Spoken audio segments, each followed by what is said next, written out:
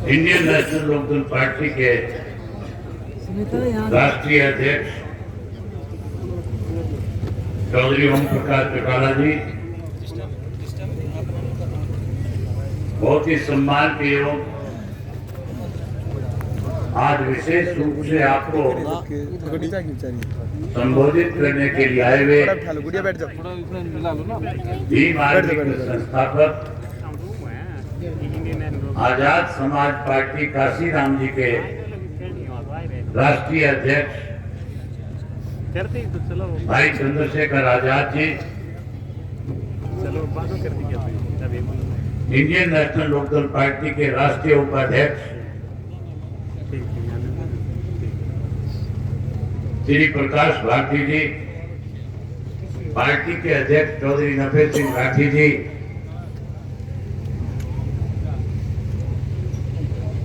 Azad Samaj party के पंजाब के अध्यक्ष पूर्व विधायक श्री सिंघाराराम सुगड़ा जी, आजाद समाज पार्टी के श्री धर्मवीर परवाल जी, मंच पे मेरे साथ बैठे हुए Indian national Lokdal party Azad Samaj party Kashiram जी के सभी नेतागण, आज हजारों की संख्या में आए हुए बड़ौदा विधानसभा क्षेत्र के मेरे आदरणीय बुजुर्गों, नौजवान साथियों, सम्मान के योग्य माताओं बहनों, पत्रकार छायाकार दोस्तों, 3 तारीख को बड़ौदा विधानसभा के उपचुनाव का मतदान होना है। मैं पहले भी विधानसभा क्षेत्र के 54 गांव में आप लोगों के रूबरू 2 बार होकर के आया हूं। जब भी आपके बीच में गया, ना केवल आपने आशीर्वाद दिया, बल्कि उस आशीर्वाद के साथ साथ इस बात का आश्वासन भी दिया कि बड़ौदा विधानसभा क्षेत्र सदा चौधरी देवीलाल का समर्थक रहा है। और जब भी हरियाणा की विधानसभा के चुनाव हुए, सन 1977 से लेकर के सन 2009 तक जिस किसी को भी पार्टी ने उम्मीदवार के रूप में आपके बीच में भेजा, आपने उसको सर आंखों पे बैठा करके हजारों वोट से जिता करके विधानसभा में भेज करके चौधरी देवीलाल और चौधरी ओम प्रकाश चौटाला जी के हाथ मजबूत करने का काम किया। जब मैं आपसे मिल रहा था, बड़े बुजुर्ग बड़े खुल करके एक बात कह रहे थे, हम फिर से चौधरी देवीलाल का जमाना लेना चाहते हैं, हम फिर से चौधरी देवीलाल की नीतियों को आगे बढ़ाना चाहते हैं। जिस चौधरी देवीलाल ने अपनी ताउम्र गरीब के लिए, कमजोर के लिए, कमेरे के लिए, किसान के लिए, छोटे दुकानदार के लिए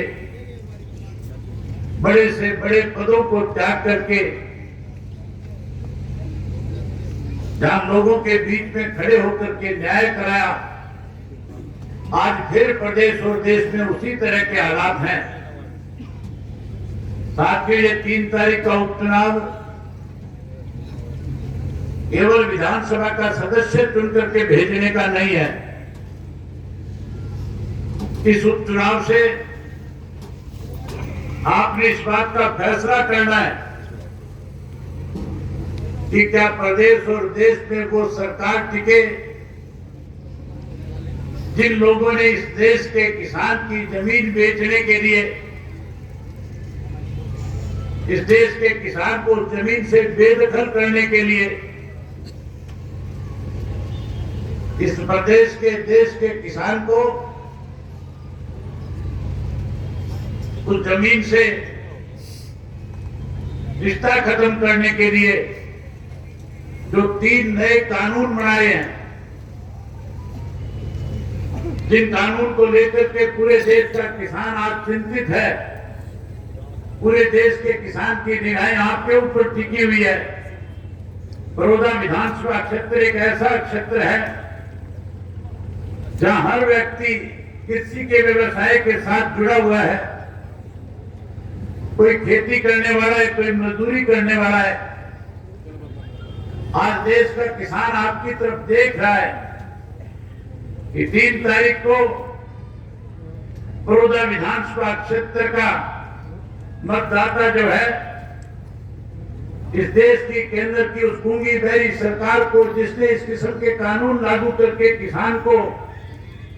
कमजोर करने की एक साजिश रची है, उस साजिश के खिलाफ एकजुट होकर के अपना मतदान करके केंद्र और प्रदेश की सरकार को इस बात का एहसास कराए कि हम आपके काले कानूनों के साथ ना होकर के, हम किसान के साथ खड़े होकर के ऐसे कानून का हम अपने मत के प्रयोग से विरोध करने का काम कर रहे हैं। साथियों, कानून जो बने कोई बीजेपी की देन नहीं, कानून बनाने में कांग्रेस पार्टी का भी बहुत बड़ा हाथ रहा है। सन 2012 का लोकसभा का जब सेशन चल रहा था, इन तीनों कानूनों का ड्राफ्ट जो तैयार किया गया था वो कांग्रेस के समय में हुआ था, और कांग्रेस पार्टी ने 2012 में बजट के सेशन के अंदर इसको बिल के रूप में लाने का काम किया। जब इसको बिल के रूप में टेबल किया गया, जब इस पे चर्चा शुरू हुई, तो उस वक्त की कांग्रेस पार्टी जो मेजोरिटी में नहीं थी, जिसके पास अपना बहुमत भी था, जिस पार्टी के साथ मुलायम सिंह के एमपी थे, श्री लालू प्रसाद यादव के जो पार्टी के एमपी थे, तमिलनाडु के मुख्यमंत्री करुणानिधि की पार्टी के लोग कांग्रेस के साथ थे, ममता बनर्जी के भी लोग उसके साथ जुड़े हुए थे, वहीं चंद्रबाबू नायडू की पार्टी के लोगों ने भी कांग्रेस को समर्थन देकर के केंद्र में सरकार बनवाई थी। जब उस बिल को टेबल किया गया, जब उस बिल के ऊपर बहस शुरू हुई, तो साथियों, हैरानी की बात है, आज जो चौधरी भूपेंद्र सिंह हुड्डा ये कहता है कि मैं किसान की लड़ाई को लड़ूंगा,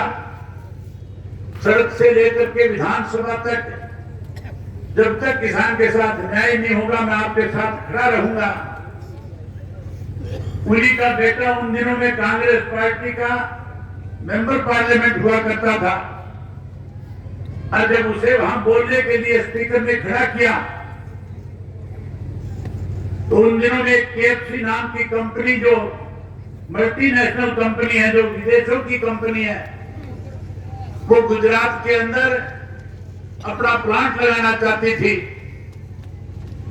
जहां गुजरात के अंदर नरेंद्र मोदी जी की सरकार थी। जिस भारतीय जनता पार्टी ने आज जिस कानून को बनाने का काम किया, जिस मोदी ने उस कानून को लेकर के किसान को कमजोर करने की साजिश रची है, उसी नरेंद्र मोदी जी ने 2012 के अंदर गुजरात में इसका विरोध किया था। उन्होंने अपने यहाँ पे उस फैक्ट्री को लगने नहीं दिया, और लोकसभा के अंदर भूपेंद्र सिंह हुड्डा का बेटा जब इस पे चर्चा कर रहा था, बोल रहा था, तो कह रहा था कि हम KFC को इनवाइट करेंगे, हरियाणा प्रदेश में हमारी सरकार है, हम हमारे यहाँ इसको फैक्ट्री के लिए जमीन एक्वायर करके देंगे। और वही साथ ही साथ ये भी कह रहा था कि गुजरात के आलू का साइज जो छोटा है, अगर आप हरियाणा में आकर के फैक्ट्री लगाओगे तो आपको 24-24 इंच का आलू उगा करके देने का काम करेंगे। साथियों, उसको ये भी पता नहीं था कि 24 इंच की तोरी हो सकती है, 24 इंच का घिया हो सकता है, आलू 24 इंच का नहीं हो सकता। इस कांग्रेस पार्टी जब इस बिल को लेकर के संसद में मोहर लगवाने की कोशिश कर रही थी, तो उनके सहयोगी जितने भी थे उन सब ने मनमोहन सिंह जी से कह दिया था कि अगर आप इस तरह का बिल टेबल करके पास करवाना चाहते हो तो फिर हम अपना समर्थन वापिस ले लेंगे, आपकी सरकार गिर जाएगी। सरकार गिरने के डर से उस बिल को कमेटी के पास भेज करके ठंडे बस्ते में डालने का काम किया। आज भारतीय जनता पार्टी ने, क्योंकि बहुमत भारतीय जनता पार्टी के पास था और भारतीय जनता पार्टी भी चाहती है कि इस देश में मल्टीनेशनल कंपनियां आकर के स्थापित हो, और जहां मल्टीनेशनल कंपनियों को यहां स्थापित करना चाहते हैं, वहीं इस देश का किसान कैसे कमजोर हो, इसके लिए रोज नए नए कानून बनाए जा रहे हैं। हमारे देश का प्रधानमंत्री सत्ता में आने से पहले कहता था कि अगर आप लोगों ने मुझे सत्ता सौंप दी तो मैं स्वामीनाथन की रिपोर्ट को लागू कर दूंगा। जहां स्वामीनाथन की रिपोर्ट को लागू करने की बात कर रहा था, वही लोगों से, किसानों से वायदा कर रहा था कि आपकी फसल का लागत मूल्य जो होगा उससे 50% मैं आपको ज्यादा दूंगा। कैसे गरीब आदमी का वोट बीजेपी के पक्ष में जाए, इसके लिए कह रहा था कि जो काला धन कांग्रेस के लोग लूट करके विदेशों में जमा करा रहे हैं, मैं उस काले धन को वापस लेकर के आऊंगा और जन धन योजना के तहत हर गरीब के खाते में 15-15 लाख रुपया जमा कराऊंगा।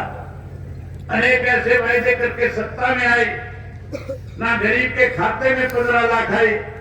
ना स्वामीनाथन की रिपोर्ट को लागू किया गया, बल्कि साथियों पिछले 6 वर्ष में जो एमएसपी के अंदर बढ़ोतरी की गई, फैसला तो ये हुआ था कि जैसे जैसे महंगाई बढ़ेगी उसी के हिसाब से किसान की एमएसपी बढ़ा करके उसको लाभ पहुंचाएंगे। लेकिन महंगाई तो कई गुना ज्यादा बढ़ गई, पेट्रोल और डीजल के दाम बढ़ गए। जहां साथियों पेट्रोल और डीजल महंगा हुआ, वहीं हर चीज जो है, चाहे चीनी है, चाय पत्ती है, चाहे साथियों और बाजार से घर में जो खरीद के लेकर के आने वाला सामान है,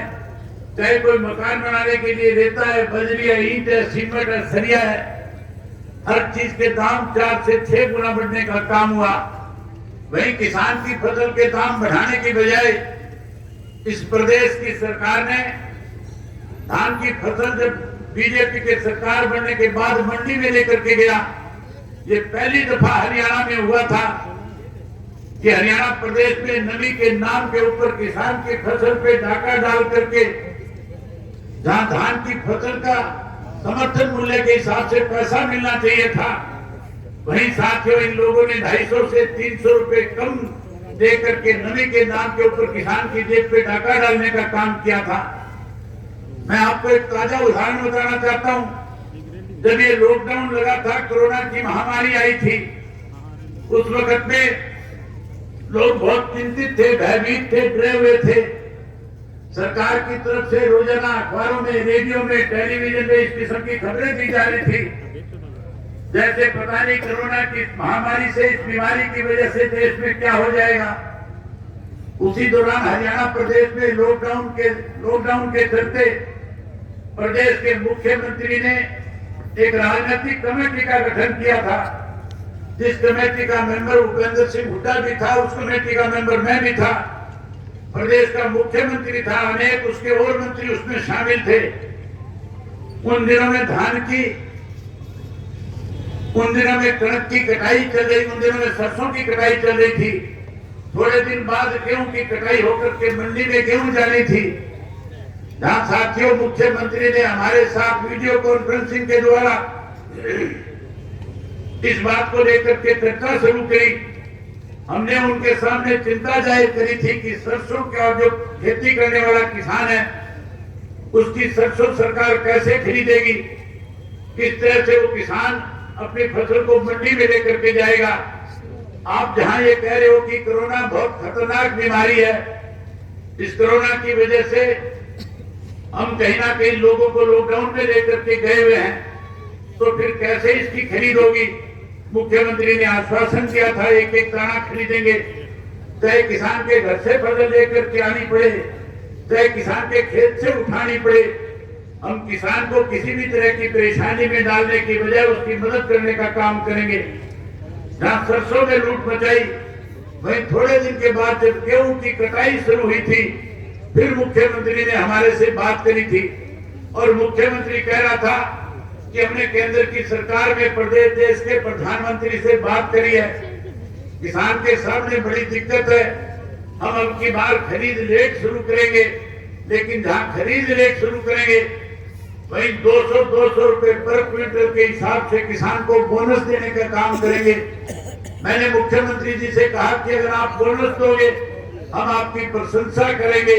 हम आपको इसके लिए बधाई देने का काम करेंगे। लेकिन साथियों, 200 रुपए बोनस तो दूर की बात है, इस प्रदेश के मुख्यमंत्री ने बोनस देने की बजाय किसान की पेमेंट जो 17,000 करोड़ रुपया केंद्र की सरकार से हरियाणा सरकार को मिला था, जिस 17,000 करोड़ से किसान की गेहूं खरीदनी थी, उसकी 1.5 महीने तक पेमेंट रोक करके उस 17,000 करोड़ का एक बैंक में डाल करके 800 करोड़ रुपया ब्याज का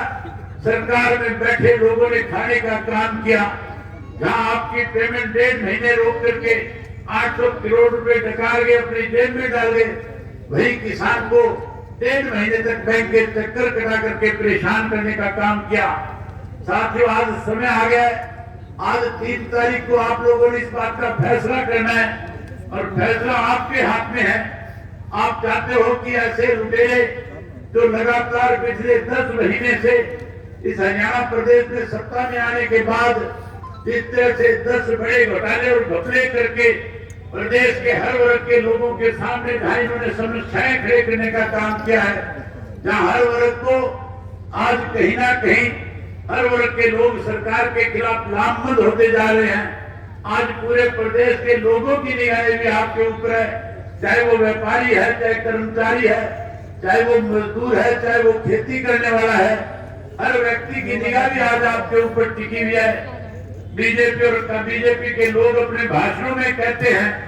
मैंने बहुत सारे भाषण उनके टेलीविजन पे देखे हैं, बहुत सारे इसके आपके सोशल मीडिया पे देखे हैं। हैरानी की बात है,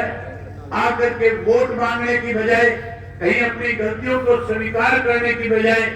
आकर के धमकाने का काम करते हैं। गांव में जाते हैं और कहते हैं कि हमारे 4 साल बाकी हैं, हम 4 साल सत्ता में रहेंगे, अगर आप वोट ले करके हमारे प्रत्याशी को चुनाव जितवा करके भेज दोगे तो फिर आपका सरकार में साझा हो जाएगा, आपका सरकार में हिस्सा डल जाएगा। अगर आप हमारे प्रत्याशी को नहीं जिताओगे तो हमारी सरकार के ऊपर इसका कोई असर नहीं पड़ेगा। अगर इतना ही घमंड है, अगर इतना ही इनको गलतफहमी है कि सरकार पे असर नहीं पड़ेगा, तो फिर यहाँ किस लिए धक्के खा रहे हैं, इसलिए रोज लोगों को बुला बुला करके डराने और धमकाने का काम कर रहे हैं।